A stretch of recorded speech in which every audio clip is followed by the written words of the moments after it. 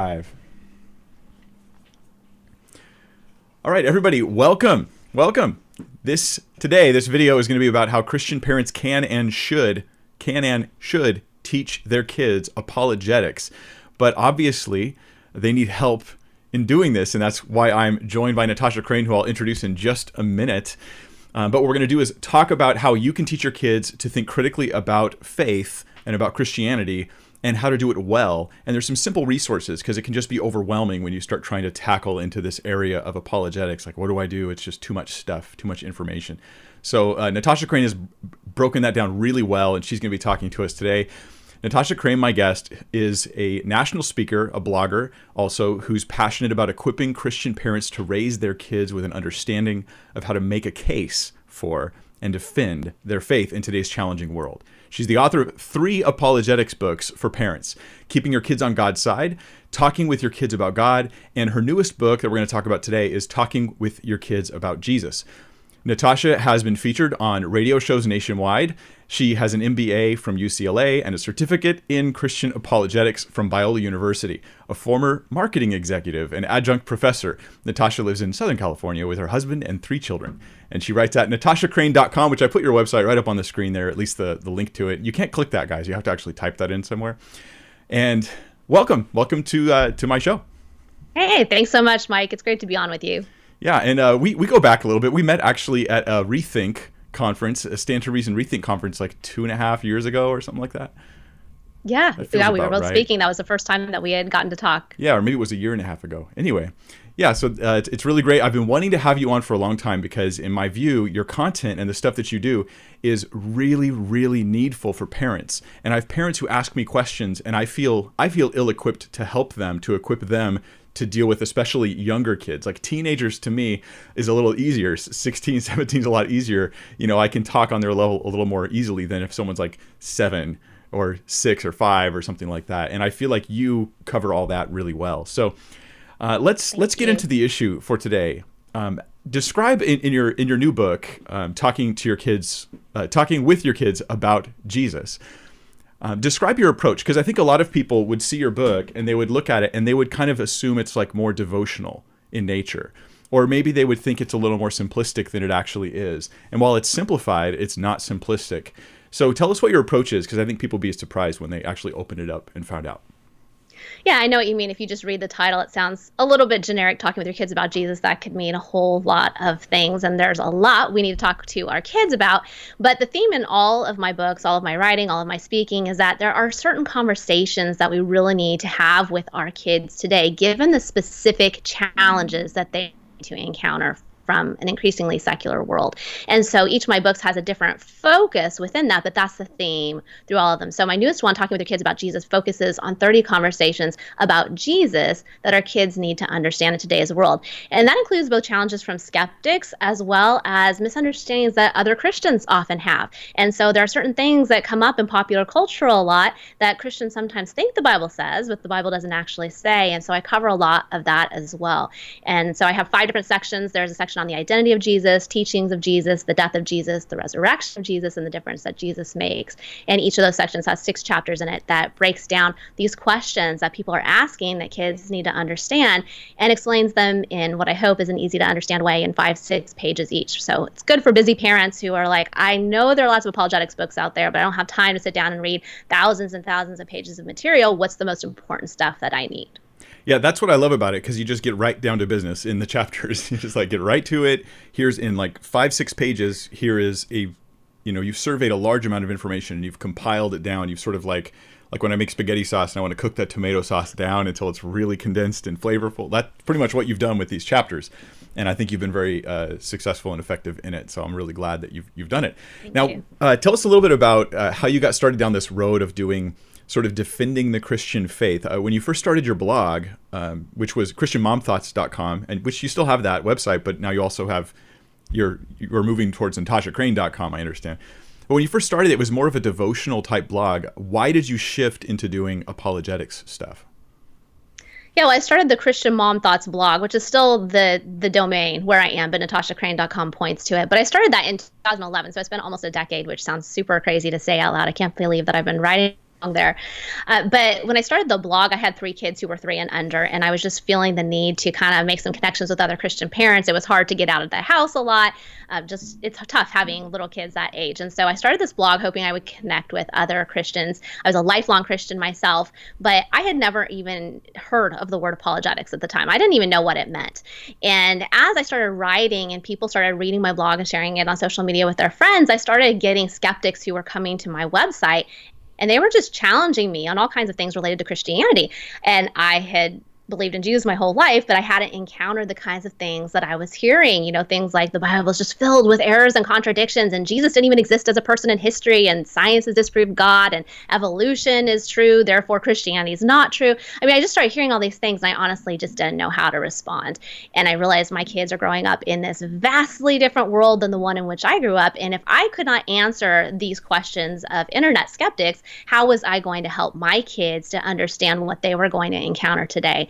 And so that's what really got me started in apologetics. I started looking for answers to specific challenges that I was getting online. And I realized there's this whole world of learning how to make a case for and defend the truth of Christianity. And so I fell in love with it. I started researching more and more, read everything that I could, and then I turned my blog into a place where I was bringing this back to parents. As I was getting the challenges, I would come back and say, hey, this is the kind of stuff that people are saying today. Here's what our kids need to understand, because even if you're not encountering it, your kids are going to encounter it. So we need to be prepared in this way to help our kids. And eventually that led to me writing the books. But it was kind of an interesting journey because I never set out to get into apologetics. For sure, I didn't even know what it was when I started blogging. Yeah, there really is. It's like there's this world of apologetics that a lot of believers just have no exposure to. When I first entered my own sort of study of things like apologetics, I didn't understand properly what apologetics was. Like I thought apologetics was discussions about evolution or something. I didn't really understand how deep and thoughtful and vast the subject matter was until I went into it. And then when I did go into it to answer my own questions, I found that the other believers around me didn't even know how to have a conversation about the kind of things I was dealing with and I was talking about. And so, yeah, I think it's hugely important. I try to incorporate it myself into even verse by verse teaching. I try to incorporate apologetics into that sort of thing.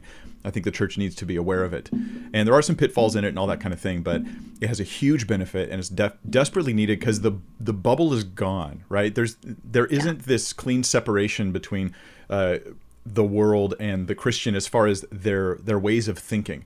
You're going to be exposed to the ways of thinking of the world in a myriad of different ways. And so we need to be able to answer these questions, not only to defend our own faith and affirm it to ourselves, see that it's true, but to be able to help other people come to Christ through it. So suppose somebody listening right now is a parent and they have not been through a sort of crisis moment. So they don't feel that like motivation, like, boy, I need apologetics. They're actually listening and they're kind of like, why do I really need this? Like, I know Christianity is true. I teach my kids it's true. Why do I need to do the kind of stuff that your book is doing? What would you say to help that person maybe get on the same page? Yeah, it's a great question, because if someone's not motivated at all, they're going to, and they don't need it for their own faith, or at least perceive that they don't need it, they're going to feel like, yeah, I don't really need to do this. I didn't need this when I was a kid. Why would my kids need it now? But I think that a lot of parents have a false sense of security in that they think that if my kids aren't asking questions and if they're kind of tagging along to church with minimal protesting and things seem to be going okay, then okay, I guess I'm in a pretty good position. But I will say that over the last few years that I've been blogging, I have a lot of parents who reach out to me through email, through comments on my blog, social media and such. I have heard over and over again from parents who say, I had no idea this was coming. My teenager, even my middle schooler, just told me they don't even believe in God. And I mean, they were volunteering in church. They were going to youth group. They were doing all these things. We built a house in Mexico and this has happened. I don't even know what to do. Where do I start? And so a lot of times parents don't see it coming. But here's the thing. We know from research over the last 10 plus years that at least 60% of kids are walking away from their faith today who grew up in Christian homes.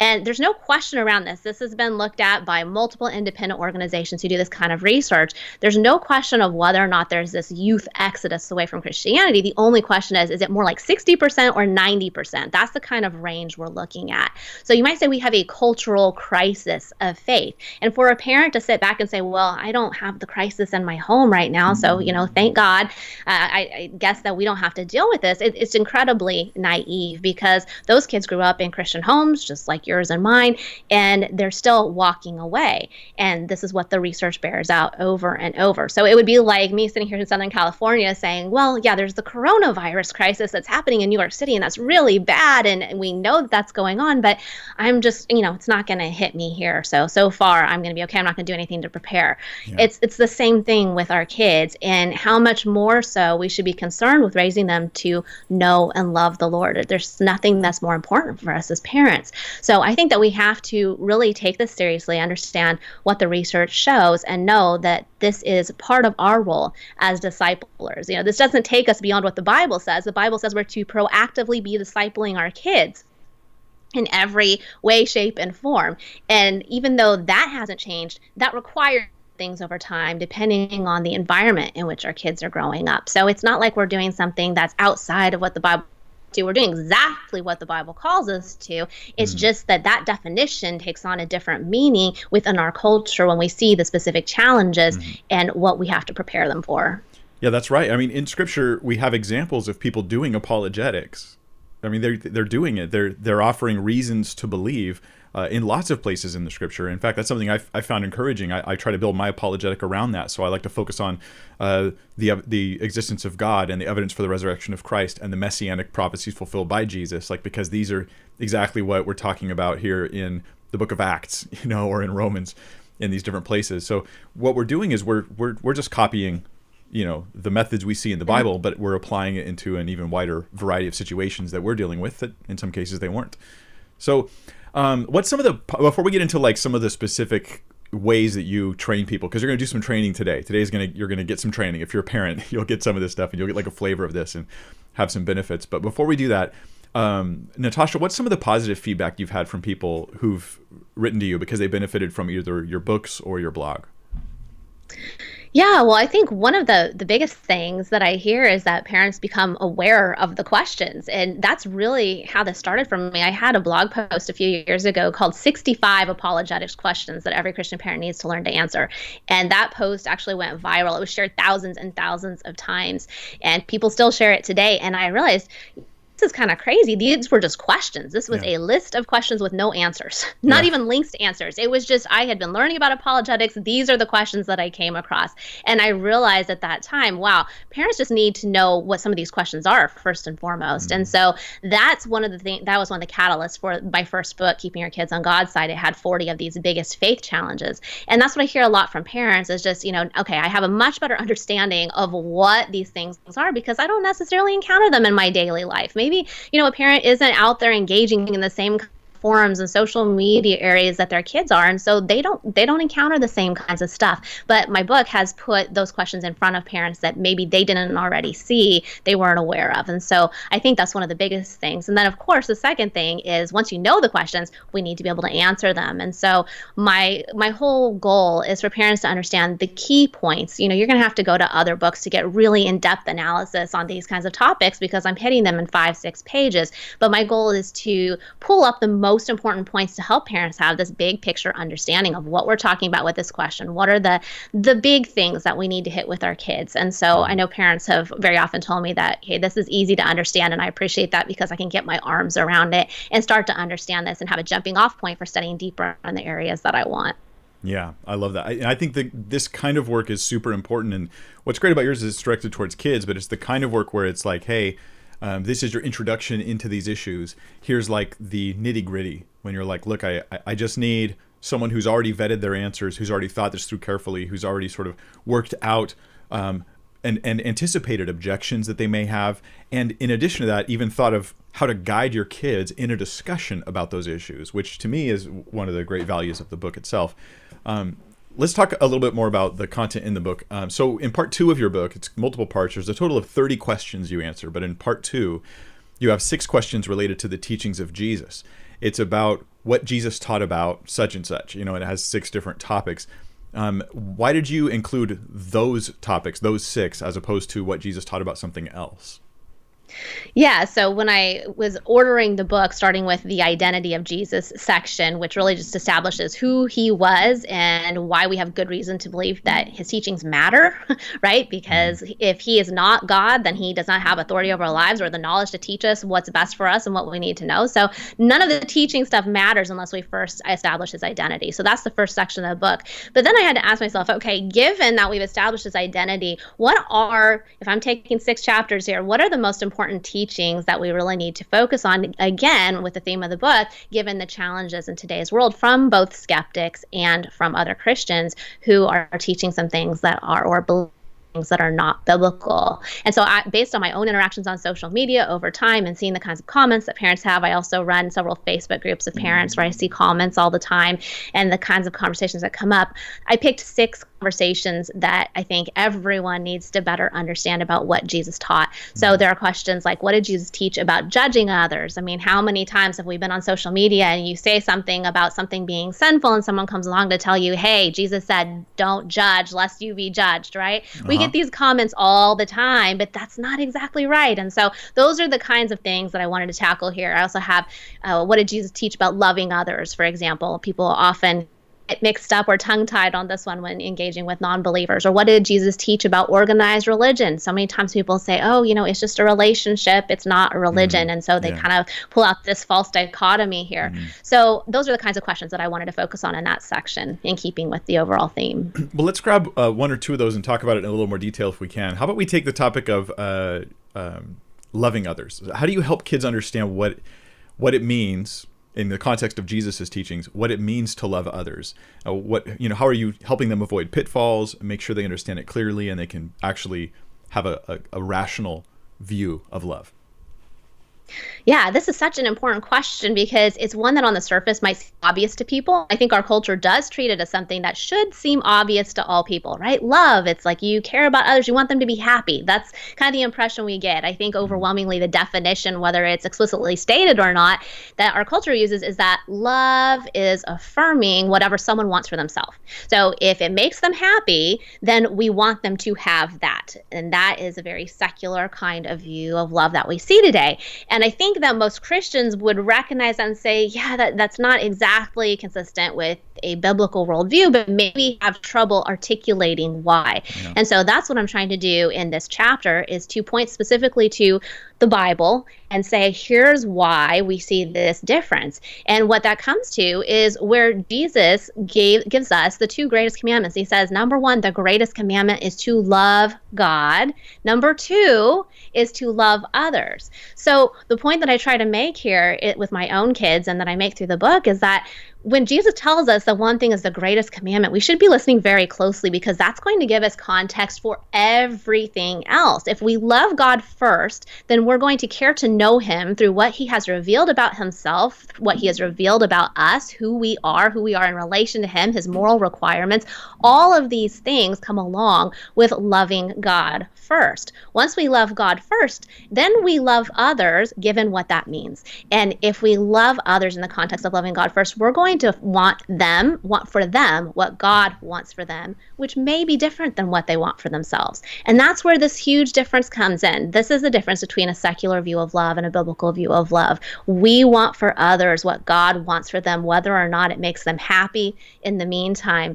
And in a secular view of love, where there is no God and everyone's their own authority, we just want for others what they want for themselves. That's where we see this clash. And I think it's really helpful for kids to see that this is a function of worldview. This isn't just, my definition and someone else's definition. We can look at it logically and say, okay, if a person doesn't believe God exists, then this is going to be consistent with their worldview, that everyone's their own authority and that maybe happiness is the greatest good, if you can even call it that in a secular worldview. And that's the way that someone from that perspective is going to see it. From a Christian perspective, however, we love others within the context of God loving us and us loving God. So I think that is something I come back to all the time in the book, and just in how I talk with my own kids, is just helping them understand logical implications of different worldviews. And that we're not even saying one's right and one's wrong. Of course, we want to get to that eventually, but we're just starting with understanding that this is logically what's going on. These are the differences. Yeah, so there's different things going on in your book. And in some cases, you're trying to build a case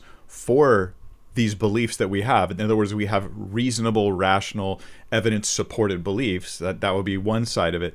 The other side is just to have actually, consistent Christian beliefs in the first place. Yes. Because you can say I'm a Christian all you want, but you can actually be adopting this sort of mixed worldview where you think like the world, and then you'll find that your own opinions conflict with your other opinions about God. Oh boy, I feel like I have to love this person. I'm supposed to support them and affirm them in their decisions. But wait a minute, I'm also supposed to be telling them repent or something like that, and this just seems so inconsistent to me. And it's just a distorted view of what love is in the first place. What I want to remind our audience of right now, for those who are watching live, we're going to take your guys' questions, not for me though, for Natasha. If you have questions for Natasha, go ahead and put them in the live chat, and we're going to answer at least a handful of those questions at the end of the stream. Go ahead and just put them in with a capital Q as you type in your questions, and we'll get to as many of them as we possibly can. Now, let's talk about judging for a second, because I think that this connects to the idea of love, but I think it's hugely important. I encountered all the time, not only in youth ministry, but just in general. It just comes up constantly. This is something that we always have to talk about. So you include a whole chapter on what Jesus taught about judging others. What is your method? Like, how do you unpack this topic for kids specifically? Yeah, well, this is like you said, this is one of those things that comes up so often, and that makes it just even more important for us to explicitly tackle it with our kids, because we can just be guaranteed, absolutely assured that if we don't explicitly address it, they are going to soak in and absorb their ideas of what the Bible says from what they hear around them. And so we have to be very forthright with it. I tell the story in the book, in this chapter, about how my daughter came down one day and, she was dressed in a way that, didn't really match. And I said something and she was like, "Hey, don't judge me." And I thought, oh, wow, this is interesting, because this is already, she's 11, and this is already something that she's picking up at her Christian school that she goes to, that people are already talking about, anything negative, anytime you disagree, that's bad. Disagreement equals negativity equals bad. And so, there are lots of opportunities. Yeah, exactly. There are so many opportunities that this comes up to talk about. Yeah.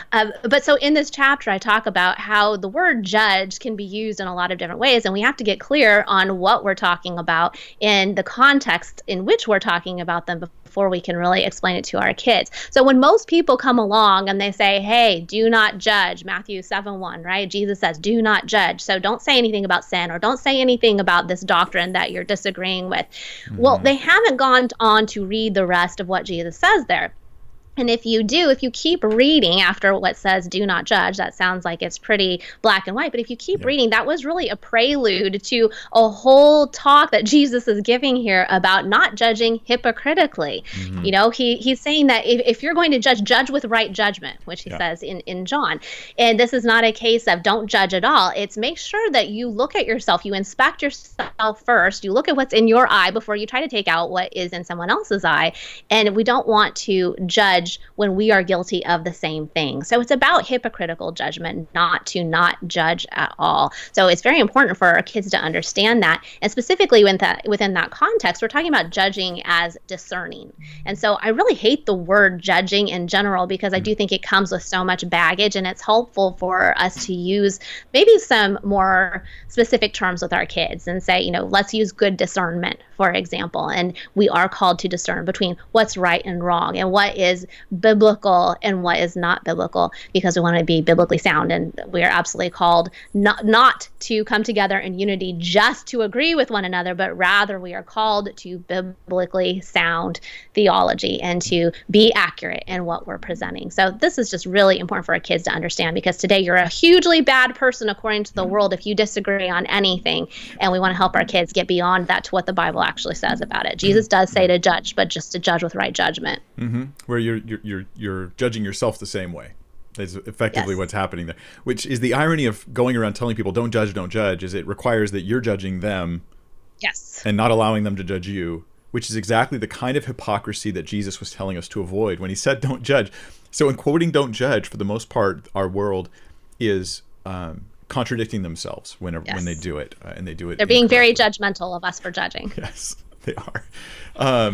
And what we are called to not do is to condemn another. And there's a difference in that sense of condemnation where it's passing a final sentence on someone's life, where only God has the authority and the right to do that. And we are not condemning someone else. So just because we are discerning based on what the Bible says, what God himself has revealed, just because we are discerning and passing on what God says is right or wrong, doesn't mean we are condemning a person and making a final judgment on their life. And I think that's often misunderstood. Yeah, exactly. And Galatians talks about how we need to be use proper judgment in the sense of finding those who are in error, and then first, considering ourselves, making sure we don't have sin in the way our attitudes, and then lovingly and graciously trying to draw them back to truth, so that our confronting people with sin issues or failings or moral issues or problems is always to restore them. That's the goal. Right. That's the heart behind it. And that is an act of love, back to what it means to love people, right? So now, one of your chapters, you talk about the question, did Jesus really perform miracles? I find this to be a really interesting topic. I think it's something that I think people have no idea, that you can actually build an evidentiary case. You can build a step-by-step, here's a reason to think he did, here's a reason, here's another reason.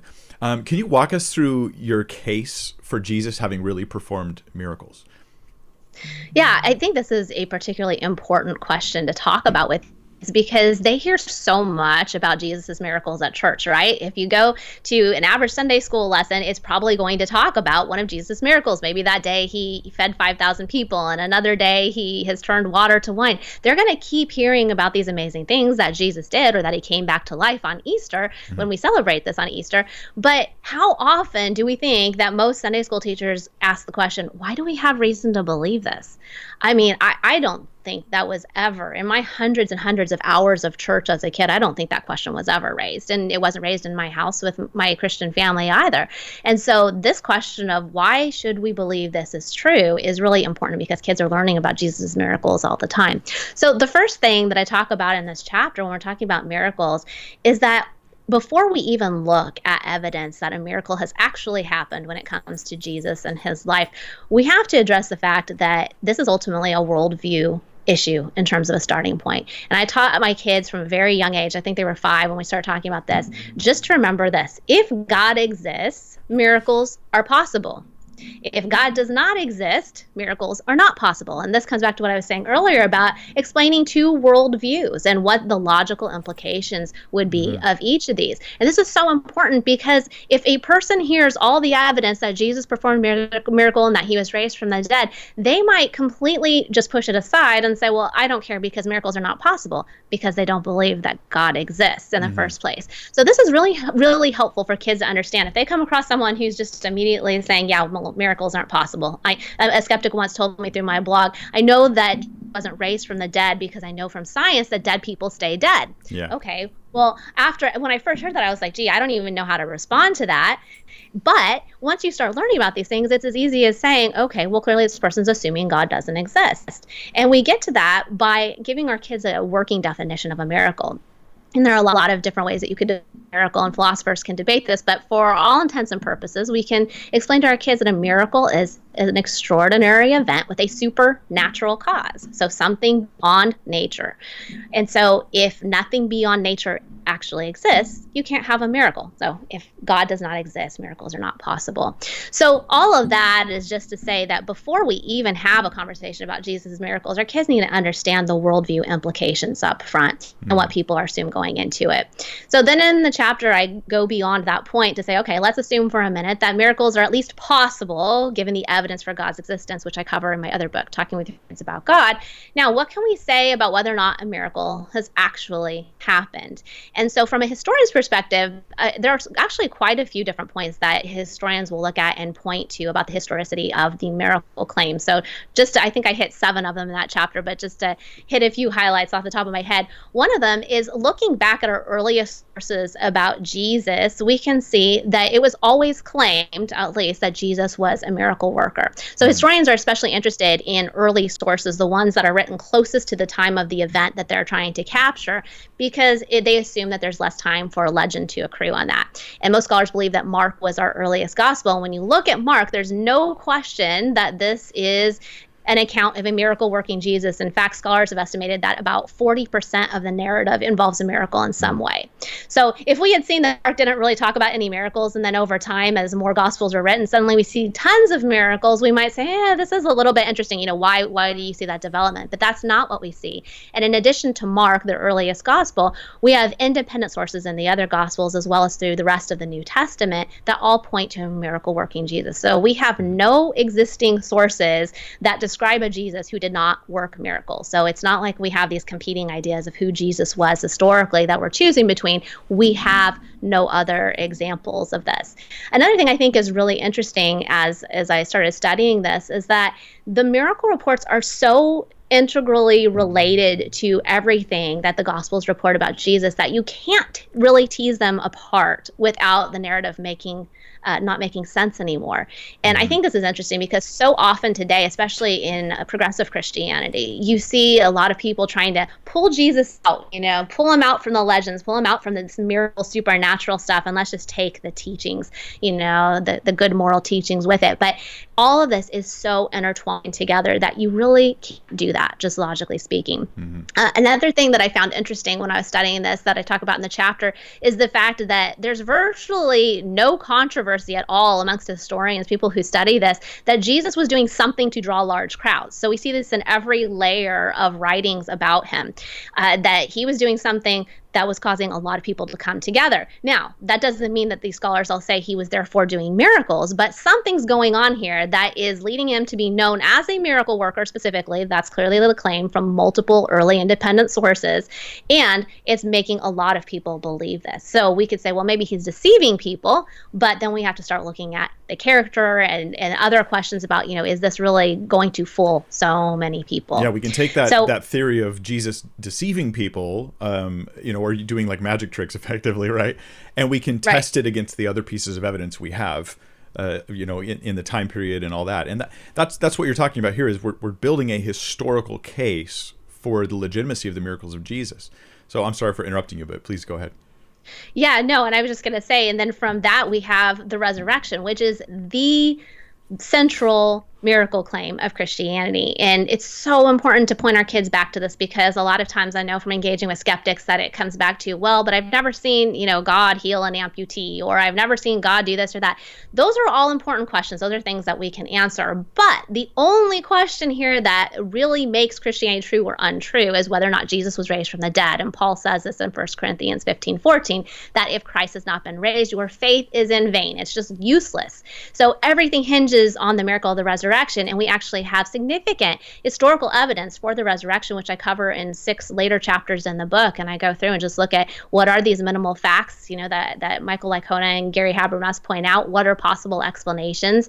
And, what's the best explanation that we can make once we look at this information? So all of this together, when we look at it and we see, okay, this is the miracle that matters most. We have all this historical evidence for that miracle. And if that's true, then we have good reason to believe that all these other miracles happen. Looking at the historicity of the reports, all of cumulatively builds a really remarkable case. Yeah, I think it does. And I think it's important that you started by talking about God, because so many of the interactions I've had with non-believers online who do talk about these issues, they say that the real reason, or what it comes down to is the real reason why they're rejecting the evidence for miracles is because they have a belief ahead of time that miracles are so unlikely that even if you have evidence for them, they're not going to believe that they happened. And so I remember hearing a couple different skeptics say that even if Jesus really rose from the dead, you still shouldn't believe it. I'm not kidding. I heard Bart Ehrman say that and others.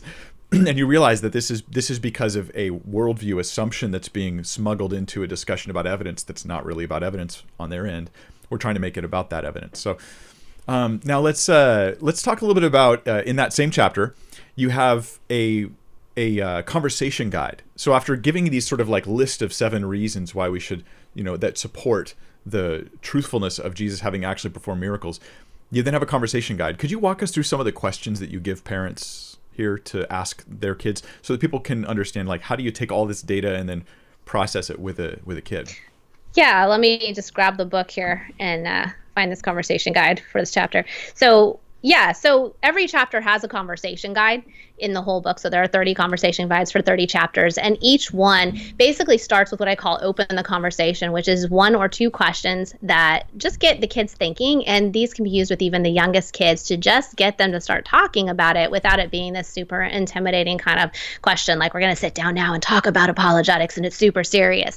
So for this chapter, it says, when you think of Jesus' miracles in the Bible, which are the first ones that come to mind? So easy peasy, right? It's just to get kids to think about what have they heard, what is a miracle? Do you find it easy or hard to believe that Jesus's miracles happened and why? So now we're still within opening the conversation, but it gets kids to maybe verbalize something that they haven't verbalized before. And maybe even then the parent can share something about, oh, I always wondered about Jesus walking on water. How does that work? That sounds kind of bizarre. And, why do we believe that? So that's to open the conversation. And then I have a section, Advance the Conversation, which takes you deeper into questions that will help the parent after they have read their 5 or 6 pages to get it out of their heads and into conversation with their kids. So first one from this one was, some people think miracles never happen. Why do you think they would say that? And what do you think they're assuming? And so a kid may or may not have any idea about that depending on their age. But even if they don't have any ideas around it, this is an opportunity as a parent to then kind of talk to them about the things from that chapter. And there are little tips in parentheses after each of these, which would lead a parent in this case to talk about what a miracle is if you define it, and what we talked about earlier, which is somebody's going to be assuming that God doesn't exist if they're assuming miracles can't happen. So it just kind of gives you a pointer in that way. And the next question is, if you were a historian who wanted to investigate whether Jesus actually performed miracles, what kinds of evidence would you look for? So it's just a way of getting kids to think about this. Okay, if I wanted to have any ideas about what happened in the past, where do I even start with that? I'm not going to find a picture. There were no cameras. So what would I even be looking for? And chances are they're not going to have a lot of ideas if they haven't studied this. But then that's an opportunity, as the tip here says, to go through these 7 points like I was talking about before. And then finally, in Apply the Conversation, that's the final thing in every chapter guide, conversation guide, I have a quote from a skeptic that challenges whatever was learned in that chapter, and it gives them an opportunity to respond and apply whatever they've learned. So I opened up this chapter in particular with a quote I had received on my blog one day from someone who said, why do you believe outlandish claims about a God speaking things into existence, or about a man being swallowed by a fish for a few days and surviving a worldwide flood that fed all the animals in it and 8 people, or a story about a virgin getting pregnant? None of that makes sense. You don't have any proof that it happened, but you still think it's true. Why do you prefer to believe outlandish claims? Because they're religious. Sounds like Twitter. So sounds like my blog for many years. And so in Apply the Conversation, it just says, read the quote from the commenter at the beginning of the chapter. How would you respond to their question regarding Jesus' miracles? Why do you prefer to believe outlandish claims just because they're religious? So this would be something that, for example, if you homeschool, that could be a homeschool assignment. It could be used in youth groups for conversations, a lot of different ways to apply it. But, a lot of times skeptics will come along and say, oh, any Christian parent, you're teaching your kids things that, they're not even learning how to think critically. That's the exact opposite of what my book is doing. Over and over, I bring up examples that I have received from skeptics through my blog and comments that I found in books that have been written, so that kids can hear from the other side that this is what people are saying, but then have an opportunity to think about it from both sides and to be able to apply it. Yeah, I love the idea here of critical thinking. We need to critically think. We need to teach our kids how to critically think, and we have to help them apply that critical thinking to religion, to their beliefs, to the claims of Christianity, and everything. We must do this. Now, oftentimes, in my opinion, when we do this critical thinking, what we find is that a lot of the online, and I'm saying online because that's where we're getting a lot of this stuff in our current exposure to it, but it's not only online, it's also in movies and TVs, and it's in your buddy that sits next to you in class, it's in your college teacher or your high school gym coach or whatever. It's just all over the place. What they think they're doing is critical thinking, and all they're doing is cynical thinking. Like, that's all that's actually happening, is sloganizing. Like, you just believe it because it's religious. And it's like, yeah, well, that's not even remotely true. Not even a little bit. And so how are we supposed to defend against that kind of cynical thinking unless we've done some of our own critical thinking? That's the idea. That's the idea. Now, there are good critical questions that you ask in the book, and you also expose them to sort of the cynical side as well, helping people process that. And in that, I think it's making a more robust and rational faith. Yeah, I'm always so surprised that there are so few people, it seems to me, at least in my experience, skeptics who do approach it from this kind of perspective of let's just understand the logical implications of each of these worldviews without attacking one, without even making claims about it, but just saying, okay, well, yes, okay, if you're a Christian, then this is what you're going to believe, and these are the implications of that. And, if a Christian is saying that God exists, then miracles are possible, then they would be looking at this kind of evidence in this way. It's so unusual to encounter someone looking at from that perspective rather than just like I read that comment from the beginning of the chapter of just attacking, attacking, attacking. And so I'm always encouraging parents to come back to this idea of always help your kids to understand the worldview level first, and then you can talk about, well, why would we have good reason to adhere to one worldview or another? So here's another example, something it's somewhere a mix between critical thinking and cynical thinking, somewhere in between the two. And it is the idea, and this connects to your discussion on miracles, it's the idea that, well, people back then were just gullible. They believed all kinds of wacky, weird things.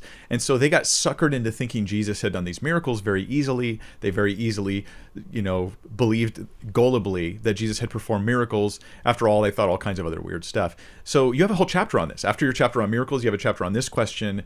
Did they believe it because they were gullible? And could you give us like a summary of how you would respond to that? Yeah, this was a chapter I really loved writing because it's something I encountered quite a bit when I was blogging on these subjects, and yet I don't remember seeing it tackled in a popular level apologetics book. It's just not something that you see frequently talked about. So I was excited to write about this. And one atheist, well-known atheist who has written about this is Richard Carrier. He's a historian, and he wrote this article, or I guess it's an essay, we might call it, that's called Kooks and Quacks of the Roman Empire. And his whole case that he's making in this is that there were so many bizarre, crazy things that were claimed back when the New Testament was being written, in that time of people, believing just things that we would find outlandish and crazy today, just like the commenter that I just read about, that we really need to reevaluate how we see the Gospels and the letters that are in the New Testament, because we should realize, hey, this was written in the same time that this crazy stuff was believed. This is the product of gullibility, and we need to reassess our view. So that's kind of the case that's being made. But what's interesting is that if you really read between the lines of what Carrier is saying, he is making the claim that any kind of supernatural worldview is gullible. It's not just a claim about ancient claims and ancient miracle reports. It's a claim about anyone with a supernatural worldview. So that's not, it's important for everyone to understand, that's not any kind of argument. That's just an assertion and a label that corresponds to his own worldview. So first and foremost, that's what we have to understand. But beyond that, I think the example that I use in the chapter is if we said there have been crazy medical cures throughout history, which there have been all kinds of bizarre claims about what heals and what can help people medically and what will make you healthy. Therefore, we have no claims of anything that actually works, and no medical cures are actually true. We would say, well, that doesn't logically follow, because, there have been lots of crazy medical cures that have been claimed, but that doesn't mean that none of them are actually true. So in the same way, we can't lump every supernatural worldview together just because there have been some that we would consider bizarre or crazy today. We have to evaluate each one on its own merits. So at the highest, again, worldview level, that's just a question of, are there some supernatural worldviews that are better evidence than others? And then if we go to the actual miracle claims themselves, he gives all these examples of people who thought they had been healed by different gods in the Roman Empire and things like that. And once again, the answer is, okay, but what's the evidence for these claims? We have some miracles that there could be really good evidence for, and now I'm just speaking hypothetically, that anyone should agree with this. This is just a logical thing. There could be miracles that are well evidenced and those that aren't. So the question is, are the miracle claims of the New Testament well evidenced? Is there any good reason to believe them? It doesn't make logical sense to simply lump them all together. And as we just talked about, there's actually quite a bit of evidence that points to them. But one of the most interesting points that, as I was really reading about this subject, I came to was from N.T. Wright's book, The Resurrection of the Son of God, where it talks about how at the time, no one expected the resurrection of an individual person. So non-Jews tended to believe that no resurrection, no kind of bodily resurrection ever happened. Jewish people believed that there would be some kind of general resurrection at the end of time, but no one was expecting one person to come back to life in bodily form at that time. And so the disciples who were willing to risk suffering and dying in order to proclaim this were going against what their culture thought was possible. So that speaks very much much against this whole idea of gullibility. It doesn't necessarily mean they were right. It doesn't necessarily mean what they were proclaiming is true, but they were very, very convinced of it to the point of risking their lives. And that says a lot. Yeah, so they were, in other words, they were disinclined to believe it. And for religious reasons, actually, not just because they were anti-supernaturalists, but because of their religious beliefs, they were disinclined to believe in the resurrection of Christ. This was a difficult pill to swallow for them, even more so because of their religious beliefs. And then they didn't. They were reluctant. And then when they did receive it, when they did believe that Jesus had risen, they were willing to die for it, which they were not willing to die for claiming the name of Christ earlier. And so it all adds up, and to suggest that this wasn't an error of gullibility. And there's a lot of other things that can be said about all that, but I think it's an interesting chapter people should check out. I'm actually really impressed by two things. One is how much research you must have done to write your book, and the other is how you're able to take stuff, and like your chapter on miracles is like 6 pages. I mean, you're able to take it and smash it down into like a really small, quick read.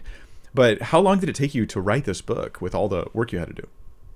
Well, it has been a lot of work. It's been about 2 years that I was working on the book and writing the chapters. And, on the one hand, it might seem easy to write chapters that are really short like that compared to a giant volume that someone might write. But it is really challenging to condense a lot of information because each of those chapters represents, like you said, a lot of research. And I really want to make sure that it never trivializes the information or oversimplifies it. I want it to be simple, but I think what you said earlier, not simplistic. And that's the greatest compliment that I could have given what I was trying for, because I really want to make sure that I'm never just dumbing things down. That's never what I want. I want this to be a thoughtful guide for parents. Yes. It is not, it might be for parents to help their kids, but it's not kiddie, if I can put it that way. It is thoughtful. It's going to be challenging, but the parent will be equipped with the content to be able to help their kid. And I think that a lot of parents are going to pick this book up, are going to find that their own faith is really radically impacted by the content that you've got in here as well.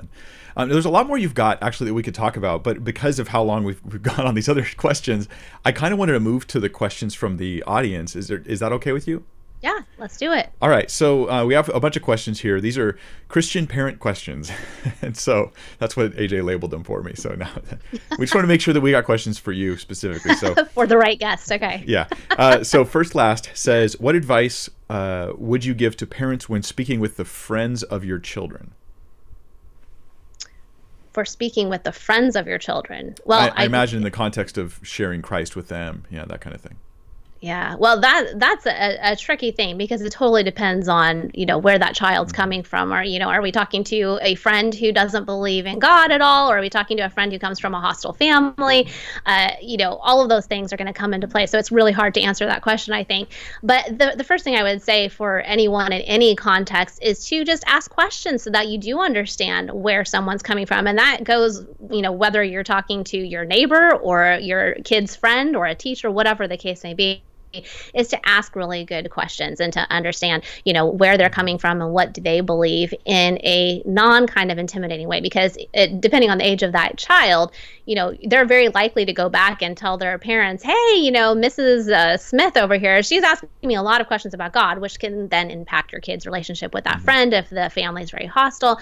And so I think that from that perspective, you have to be careful with it, but asking some questions just to, does your family ever, go to church, or what you're comfortable with, basically, within how close that relationship is. It's hard to throw out questions on the spot right now, not knowing what that situation is, but just understanding better where they're coming from so that you can, probably maybe talk to your own kids about having that conversation, because it's a little weird as the parent to try to have conversations with that kid rather than maybe your child being able to kind of meet them at that same level. So that makes a great opportunity, though, for you with your own kids to have some of those conversations about, how they can reach their friend. I like that idea of sort of helping your kids to have those conversations with them, and then maybe the job of parents would be more to reach out to the other parent and talk with them, because you don't want stuff coming back secondhand as though you were like trying to sneakily change their opinions about deeply important issues without the knowledge of the parent.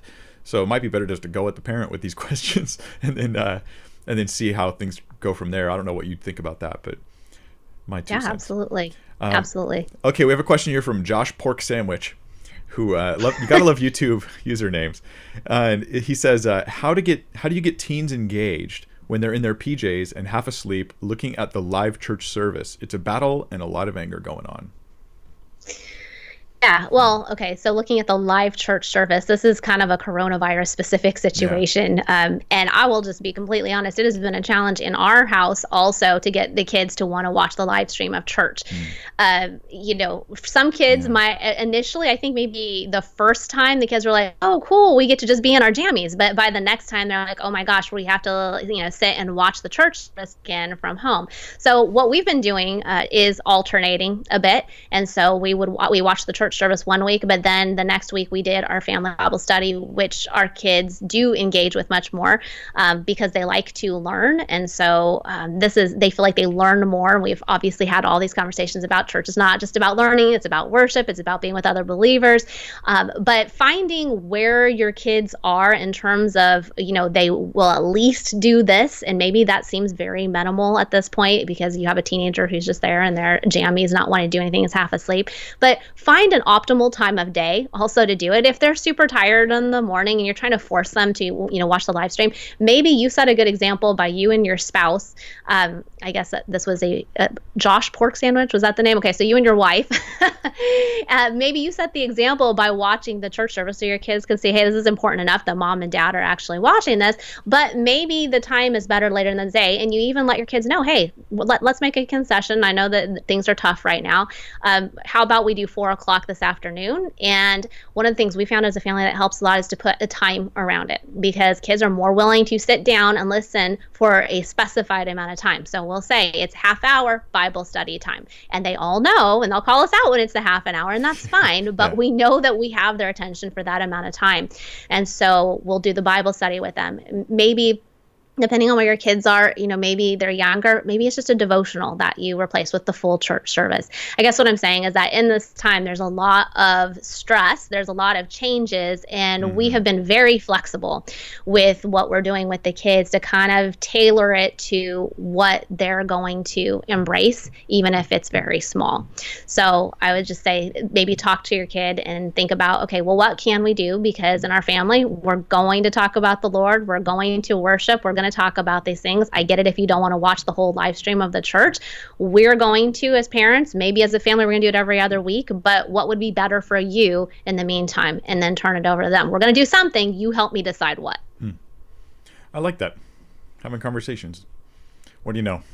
All right. So we have a question from Molly Corsten, who says, how can we use scripture to guide and instruct our children in the context of discipline without them feeling shamed and potentially growing resentful of it? Which almost seems to me more like a broader question about discipline in general, because that same pitfall would exist whether it has religious connotations or not. But what and we're just asking Natasha this off the top of her head. She's not saying she's the guru of all parenting or anything, but do you have any thoughts or advice for Molly? Yeah, definitely not a guru of parenting. I can share what some of the things that I found in that. And I actually very much understand where you're coming from in terms of wanting to make sure there's no resentment, because kids already naturally resent when we're disciplining them, right? So when you're like, okay, you need to be more respectful in your attitude right now. If you add on to that, you need to be more respectful of your attitude right now because God says so. That can over time turn their resentment of authority in general to their resentment of God. And so I have noticed this as well in terms of it being a fine line and not constantly wanting to beat them over the head with scripture and coming back to it, because I don't necessarily want them to associate, hey, I feel negative right now because I'm being disciplined with the Bible. So that is a challenge. And so I have kind of I guess on my day-to-day basis of discipline, I don't directly bring scripture into it at that time for that reason, because I think it can have this negative connotation. And I know other parents would handle this differently. So like Mike said, I'm not, saying I'm a guru. This is how I've approached it, though, with the same concern in mind. But then in the less heated moments, when we're not talking about the discipline, we can have conversations about the authority of God and how God has commanded us to honor our mother and father, and what that means that we have an authority over our lives and that He has delegated authority over their lives to us as parents. And we have kind of the structure and why we make decisions. That's the other thing. I often bring in the whys to things. So if my kids want to know, well, why can't we do this? And they ask, perfect timing because I'm going to let them know the biblical reasoning behind it, because this is what God has said, and this is how I think that this applies to our lives. So whenever your kids ask why, boom, that's a great opportunity to explain why. But I tend to stay out of tying every behavioral correction to the Bible so that it doesn't take on that negative tone.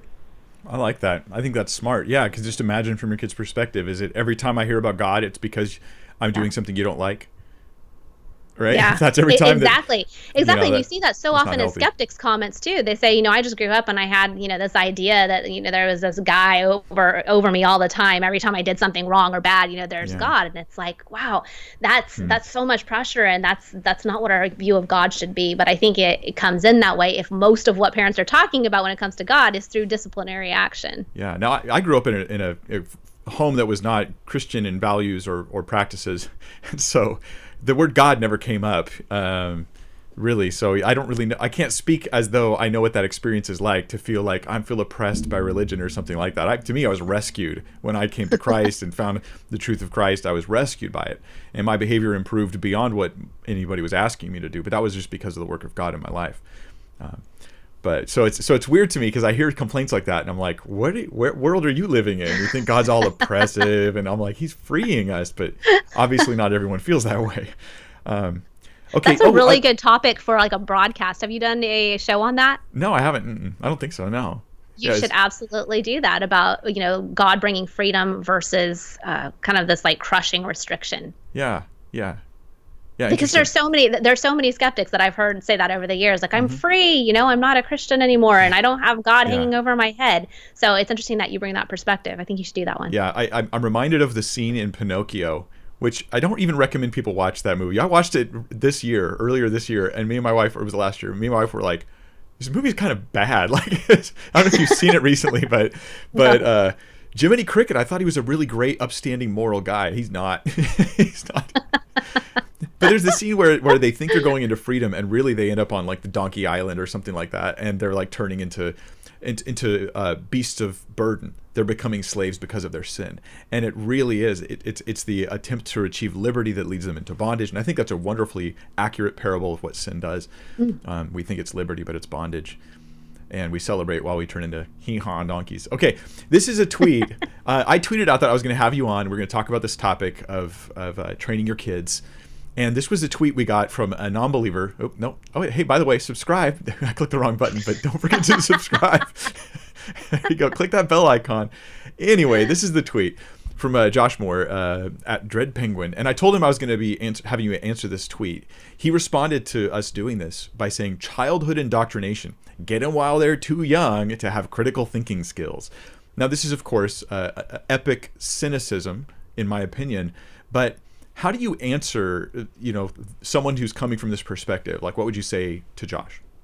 Yeah, I mean, I've heard this one over and over and over from the last few years, because as an apologist focused on what we're teaching our kids, this is a favorite complaint that comes from a lot of skeptics is, hey, you're just indoctrinating your kids.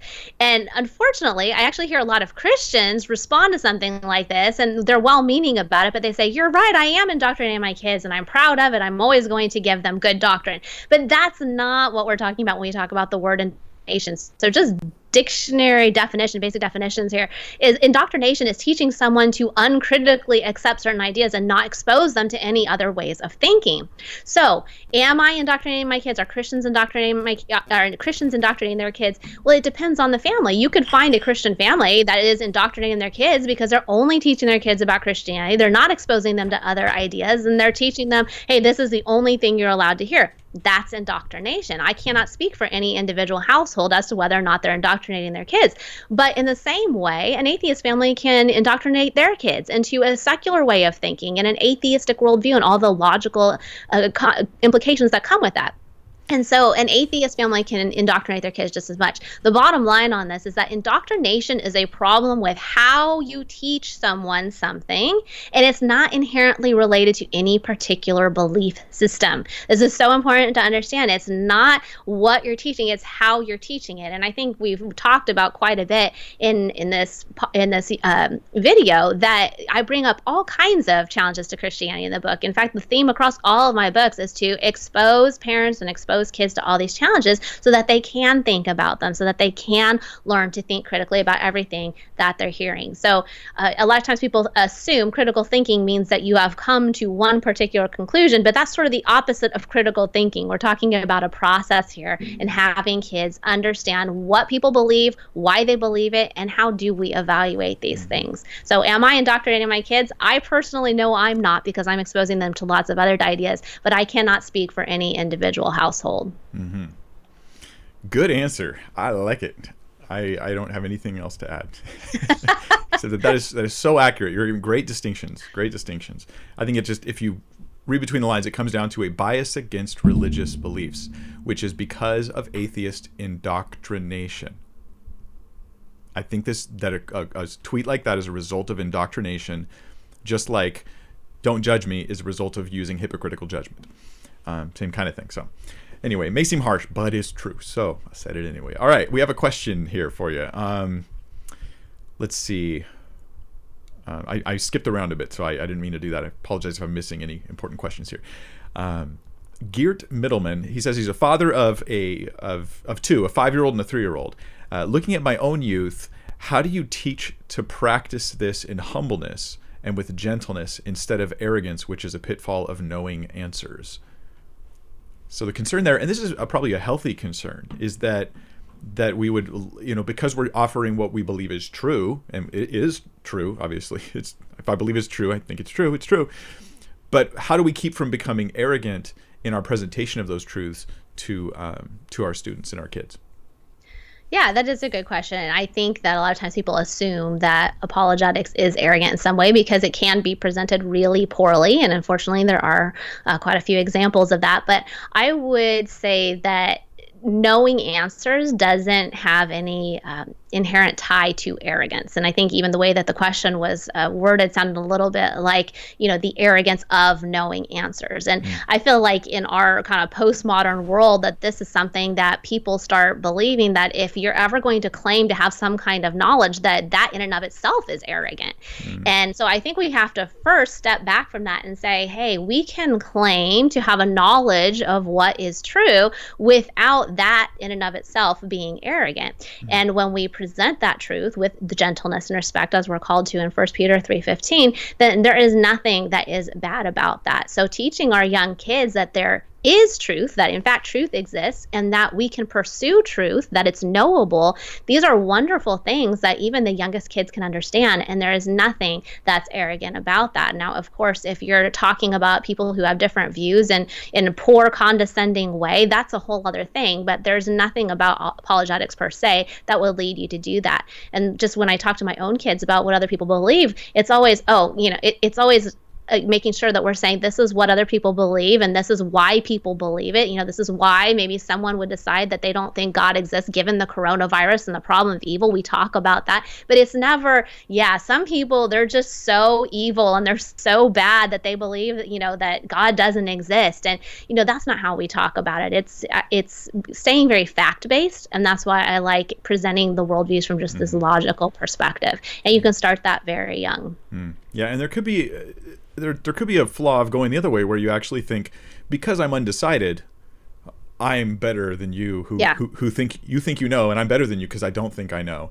And that could just be the arrogance of being undecided about things. And so there's arrogance can afflict us on any side of this issue, and it's good to be not misrepresent people and have some humility about it all. That doesn't mean we don't know something.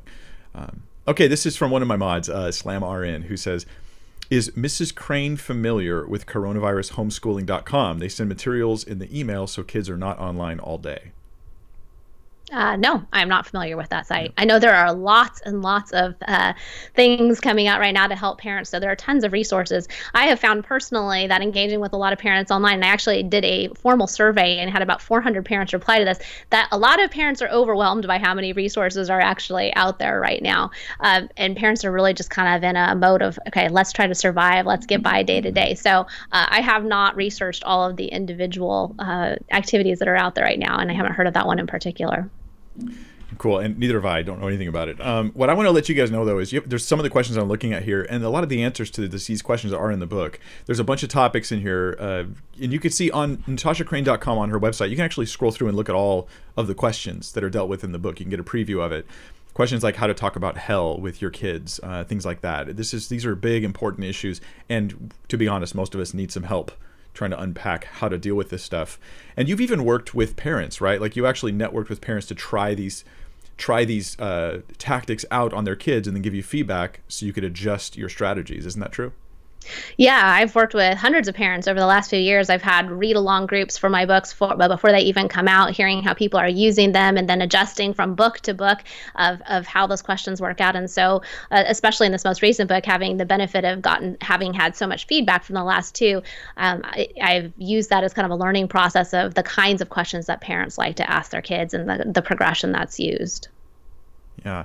Well, I'm looking at the rest of the questions here, and a lot of them are about homeschooling issues and things like that in public schools, and that's not really the focus we're having today.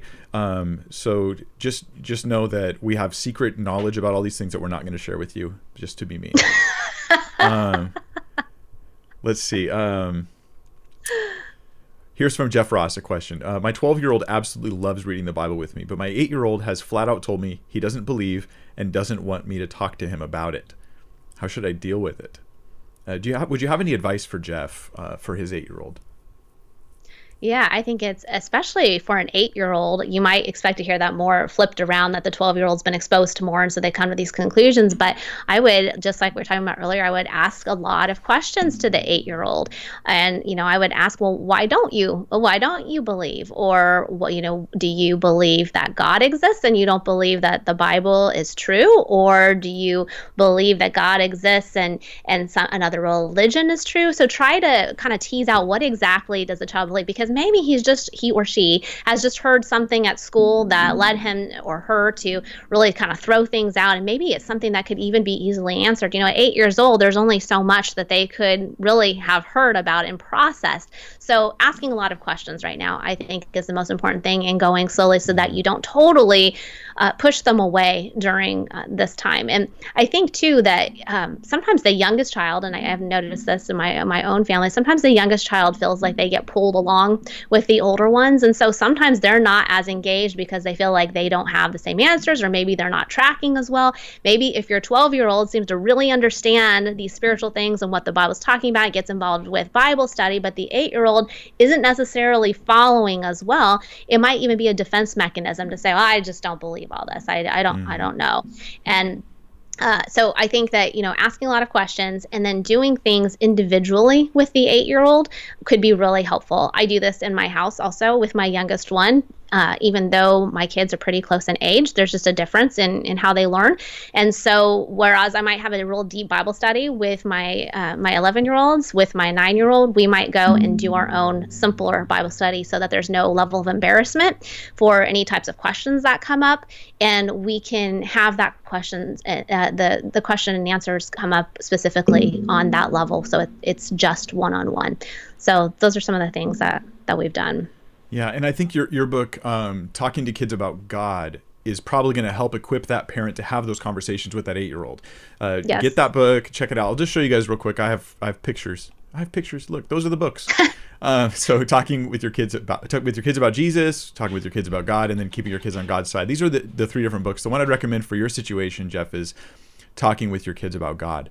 Check that out, look through it. And I can't tell you guys, it's not just me who endorses and encourages you to get this work. I couldn't believe all the people that were endorsing your book. I mean, you've got, there's a lot of names people would know. It's so bad. I can't believe how many people are endorsing this. You got what, Jack Hibbs, Frank Turek, J. Warner Wallace, Bobby Conway, John Fuller. You have, I'm just skipping through some of the names here. Alisa Childers.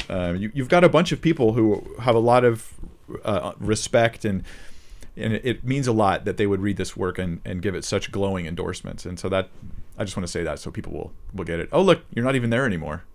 There you go. You were just gone. I just deleted you right off of the thing. I'm still here. I was just appreciating my books. Yes, the book covers that were on the screen. I just wanted the attention. All right, well, I think we're gonna bring this to a close. But if people want more information, go to Natasha's website, natashacrane.com. I've had it up on the image there for you to check out. But Crane, in case you're listening on podcast, it's Crain, natashacrane.com. And you can get all our stuff there. There's a link in the video description to where you can get her book on Amazon as well if you want to get it from there. Great content, good time to work with your kids. We've got to learn to think biblically about our faith, and that involves thinking. It involves thinking critically as well. And we can't do this without just simple critical thinking skills applied to the foundational issues that not only we need to have as Christians, but the issues that our culture is sort of challenging Christianity with on a regular basis. If we get those answers, it makes our faith more confident, and it increases our ability to reach other people with the gospel of Christ. And so this is very, very valuable stuff. So Natasha, thank you so much for joining me. Hey, thank you. Yeah, I think we're gonna call it. Thank you everybody for being there in the chat. Sorry we didn't get to everybody's questions. We never are able to, but we got to as many as we could. And maybe later this week I might have something to do with the Passover and Jesus's crucifixion, because I think there's some connections there that would really blow people's minds. So I may be doing that in a couple days. We'll see if I have the time to put it together. So, all right, take care. God bless you guys.